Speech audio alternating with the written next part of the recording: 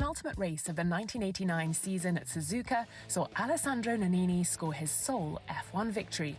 As Benetton's team leader, alongside a young Johnny Herbert, he was running in third at the Japanese Grand Prix when the two McLarens of Ayrton Senna and Alain Prost ahead of him collided, giving Nannini the lead. This is the opportunity that Senna's looking for, and he's going through. Ouch! Oh my goodness, this is fantastic. They meet. This is what we were fearing might happen during the race. Prost retired, whereas Senna, who had to win to stand any hope of defeating Prost in the title race, rejoined after replacing his front wing. He hunted Nannini down, eventually passing the Italian and crossing the finish line first. Nannini, just behind Ayrton Senna, in a magnificent finish, takes his highest ever place. However, Senna was subsequently disqualified for rejoining the circuit via the escape road after his clash with Prost, which handed Nannini his one and only Formula One win. Not very happy for Senna, but I'm happy for me. It's okay for that. The charming Italian would have surely taken more victories had it not been for a devastating helicopter crash a year later, which severed his arm and ended his F1 career. If you only ever win one Grand Prix, then make it your home Grand Prix. That's what Carlos Pace did in 1975. The speedy Brazilian rarely had luck on his side during his all-too-brief F1 career, but on one sweltering afternoon at Interlagos, fortune fell his way. There were just 8 laps left when longtime leader Jean-Pierre Jarrier's shadow suffered a fuel metering failure, allowing Brabham driver Pace to sweep through to victory. The Sao Paulo crowd went wild as home hero Pace led Emerson Fittipaldi home for a Brazilian 1-2. Tragically, Pace was killed in an aircraft accident 2 years later, aged just 32. The Interlagos track would later be renamed the Autodromo José Carlos Pace in his honour. Jarno Trulli had to wait 119 Grand Prix for his first F1 victory. A master qualifier who could never quite convert in the race, the affable Italian broke his duck in fine style, winning from pole position on the legendary streets of Monte Carlo in 2004. Trulli comes out of Anthony Noakes. He's going to see the man with the checkered flag, and Jarno Trulli is going to win his first ever Formula One Grand Prix. There is the checkered flag. But it would prove to be a once-in-a-lifetime occasion. After falling out with Renault boss Flavio Briatore, he departed for Toyota, capturing 2 more poles and 7 podiums, but no wins. A former Grand Prix motorcycle racer, Jean-Pierre Beltoise entered 88 Formula One races between 1967 and 74, recording a single but memorable win on a cold, wet and heavily modified Monte Carlo circuit in 1972. Emerson Fittipaldi had pole, but it was Beltoise in his BRM who surged into the lead at the start from 4th, guaranteeing himself the only view of the track that was free from spray. He had a couple of scares as he held off his rivals, losing the back end briefly at Portier and barging into the lapped Australian Tim Schenken at the hairpin. He was on my way. It was impossible to overtake, you see. So that was the only way to overtake him, was to touch him. You pushed him over to the side? Yes. Beltoise led for every one of the race's 80 laps, holding off wet weather expert Jackie Ickx to take the win and secure the last F1 victory for BRM. Beltoise never won again in F1. He retired from the class at the end of the 1974 season, later becoming French national champion in both touring cars and rallycross, and a class winner at Le Mans. Pastor Maldonado's knack for getting involved in trouble often overshadowed his formidable turn of speed. But when things came together for the Venezuelan, as they did at the 2012 Spanish Grand Prix, he proved a class act.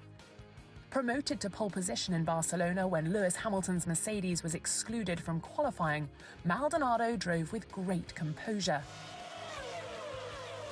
Although he was beaten to the first corner by home favourite Fernando Alonso, an undercut at the first round of pit stops gave him a chance to reclaim the lead. You can see the Williams powering down the main straight. Alonso can only do 100 kilometres an hour past to Maldonado, who just sets the fastest lap of the race. The Williams is in front of the Ferrari. He was absolutely flawless, delivering the unfancied Williams team their first victory in 8 years. A new winner in Formula One. It's Pastor Maldonado and a Williams team that are back on top. And boy, are we glad to see it. Very good job, guys. Very good job. But as quickly as his race-winning form arrived, it evaporated once more. In the 71 races following his victory, Maldonado only made it back into the top 5 once. Legendary F1 team boss Ken Tyrrell famously thought so much of Gunnar Nilsson that he tipped him as a future world champion. He only sat in a racing car for the first time in 1973, yet within 4 years he was a winner in Formula One. Indeed, his sole victory at the 1977 Belgian Grand Prix was something of a classic. Driving for Colin Chapman's Lotus, the super-smooth Swedish driver carved his way through the field at Zolder in a wet, then dry race, before passing Ferrari's Niki Lauda for the lead in the closing stages. In only his 22nd F1 entry, Nilsson had achieved top spot. But just as the gregarious Swede's career seemed to be gaining real momentum, tragedy struck when he was diagnosed with terminal cancer. And just 16 months after his victory, he passed away, aged just 29. Under normal circumstances, Olivier Panis might never have become an F1 race winner. But the 1996 Monaco Grand Prix was not a normal race. It is still the Grand Prix with the highest attrition rate in F1 history. Only 3 cars reached the checkered flag as Panis watched some of the great and good of the sport falter on the twisting streets of Monte Carlo. Already the arrows is out, and that is Jos Verstappen. We're down to 20 cars, and that's Schumacher. Michael Schumacher is out of the Monaco Grand Prix before the first lap has even been completed.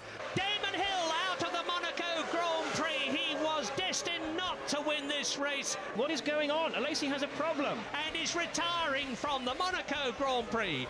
That's Irvine and Salo and Hakkinen. Oh my goodness! And I think we're only going to have about 4 cars finish the Monaco Grand Prix. Panis, who'd started 14th, made some gutsy overtakes and switched to slicks in a well-timed pit stop, and was the last man standing in this fairy tale victory. Olivier Panis exits the Rascasse to win the 1996 Monaco Grand Prix. An incredible result. Despite a further 8 seasons in Formula One, driving for Prost, BAR and Toyota, Panis never won again. When Jean Alesi burst onto the F1 scene with Tyrrell in 1989, he seemed destined for greatness. After finishing 4th in his first Grand Prix, the Frenchman went toe-to-toe with Ayrton Senna for the lead at the US Grand Prix in 1990. But a combination of bad choices, bad machinery and bad luck kept Alesi off the top spot for all but one magical afternoon in 1995, on his 31st birthday, when fortune favoured him briefly.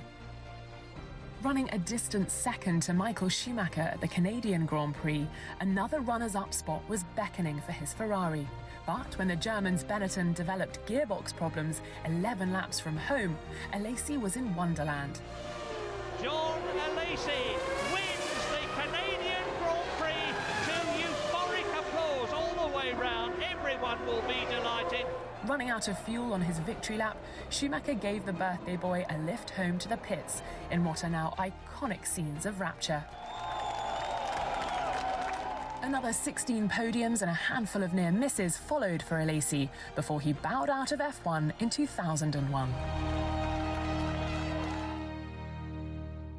1971 was a year dominated by Britain's Jackie Stewart, who stormed to the championship with 3 races to spare in his Tyrrell. But it was his young teammate François Sévère who stole the show at the last round, the US Grand Prix. Starting 5th, Sévère was soon up to 2nd behind Stewart, who'd taken the lead at the end of lap 1. But in the unseasonably hot conditions in New York State, Stewart's tyres were going off fast, and he knew he couldn't hold him off for long. He passed Stewart on lap 14 and survived assaults from Jackie Ickx, Jo Siffert and Ronnie Peterson to take the checkered flag for his one and only F1 win, and the first for a French driver since Maurice Trintignant triumphed at Monaco in 1958. Tragedy would strike when Sever returned to Watkins Glen in 1973, when he was killed in a qualifying crash at just 29 years of age.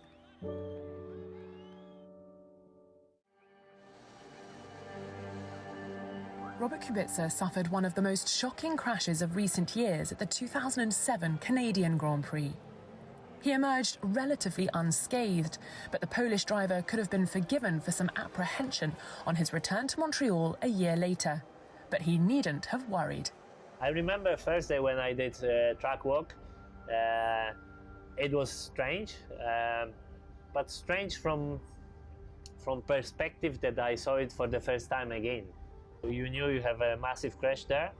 I have to admit, I look at it. I don't remember what I was thinking, but once I was in the car, I didn't felt any emotions there.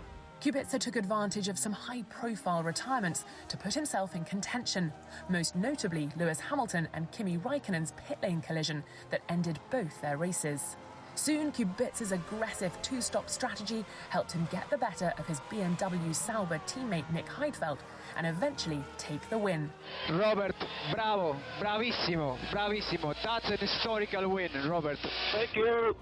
That the talented Pole never won again was largely down to a lack of front-running machinery, something he surely would have had access to had his F1 career not been derailed by the injuries he sustained whilst rallying in 2011.